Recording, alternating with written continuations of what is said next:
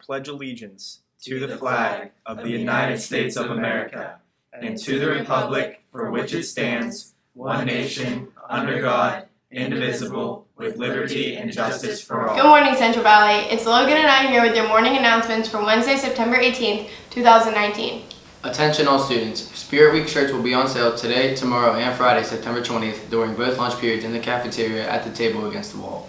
Shirts will be $10 for sizes small through extra large, $11 for double XL, and $12 for triple XL. Cash and checks made payable to CVHS are accepted. Shirt designs will be emailed out next week. Intramural bowling will begin Tuesday, October 8th. There will be an activities bus to take you to center lanes. The cost is $3 per game. Shoes are free. Intramural bowling is open to anyone in grades 9 through 12. See Ms. DeLon and NA202 if you have any questions.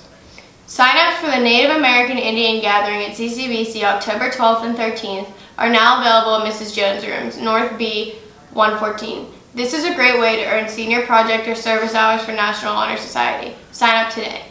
Anyone interested in being a member of French, German, or Spanish clubs should pay $3 for dues to a language teacher by Friday, September 20th.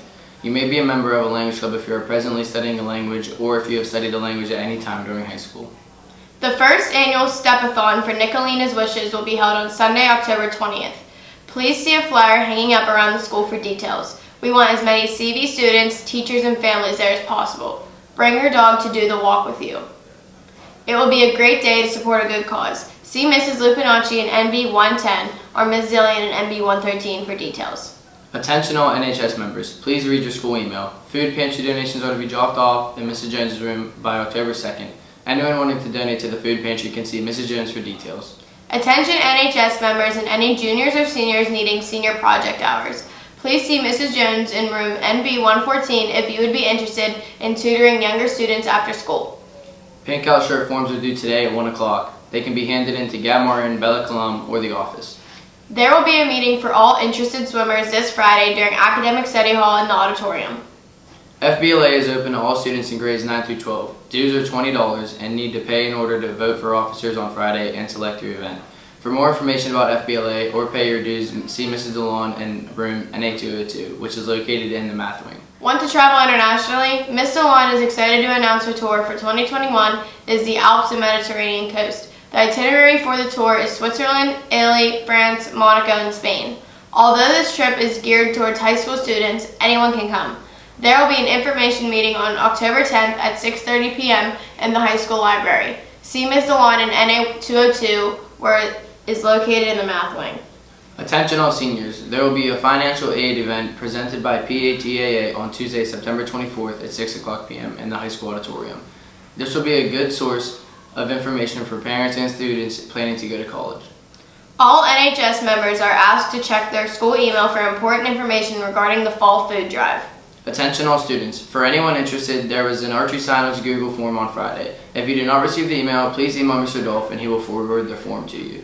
Attention juniors and seniors. Wednesday, October 2nd, the Senior Center at the mall has an event scheduled. Please see Mrs. Jones and if interested in senior project hours. Hey CV, we would like everyone who owns an International Day of Peace t-shirt to wear them or a blue shirt this Friday, September 20th. Saturday, September 21st is the annual International Day of Peace. What will you do for Peace Warriors? That's all we have for your announcements today, CV. Now here's Montel and Abby for your sports.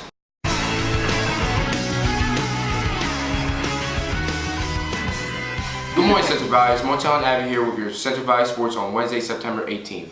Boys soccer won against Hopewell 3-0. Way to go, boys. Today, the boys' golf match will be held at Fox Run. Christian Fry tees off for the Whitfield qualifiers at Del Mar. Girls soccer takes on South Fayette at home at 7:30. For tomorrow's sports, the boys soccer team takes on Southside at 6 p.m. The volleyball team will be on their way to Blackhawk. JV will be at 6 and varsity at 7:30. Lastly, the girls soccer team will be at home against Shaler. JV will be at 6 and varsity will be at 7:30. That's all for your school sports today, CV. We hope you have an amazing day and always go CV. Now here's Mike and Logan with a special segment on drug overdose. Good morning, Central Valley students. Logan and I are with some statistics about drug overdoses. Drug overdose is a real thing in this world. Over 70,237 people in America died in 2017, and the numbers were expected to rise due to drug overdoses. A drug is a medicine or other substance which has a physiological effect when ingested or otherwise introduced into the body. There have been a total of 29 overdoses in Beaver County in 2019. First responders have answered at least 274 overdose-related calls. According to the data collected by the Beaver County Emergency Services, this means first responders answered at least 3 overdose calls every 2 days. When people use drugs or abuse drugs, it can be very harmful. When a person overdoses, their body becomes overwhelmed by opioids, all of the receptors become blocked, and the body can't perform other functions. This will then lead to a high risk of overdosing, which may slow down a person's breathing to the point of them dying. Morphine was the first addictive natural product, being created by a German pharmacist in 1806. Locally, Washington and Jefferson College was struck with the tragedy of a drug overdose victim dying on the campus as a lady was found dead. Her body was discovered by construction workers outside Bureau Residence Hall, at the corner of Eastview and North Lincoln Streets.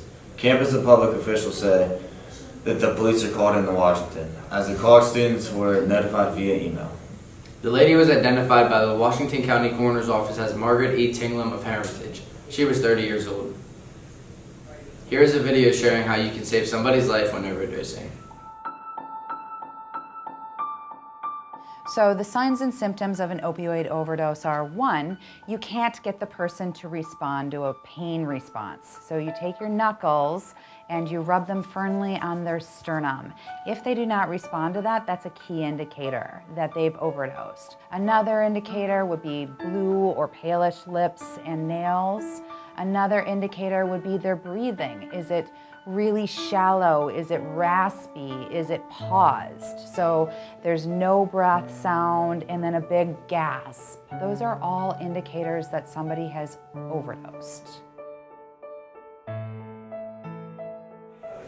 The next step after identifying an overdose is using Narcan. Narcan is an opioid used for the complete or partial reverse of an opioid overdose. Narcan is what actually saves a person's life. Once you inject the needle, the overdose is mostly flushed out of your system. Drugs are very dangerous and can lead to many problems. Stay away from drugs and stay classy, CV.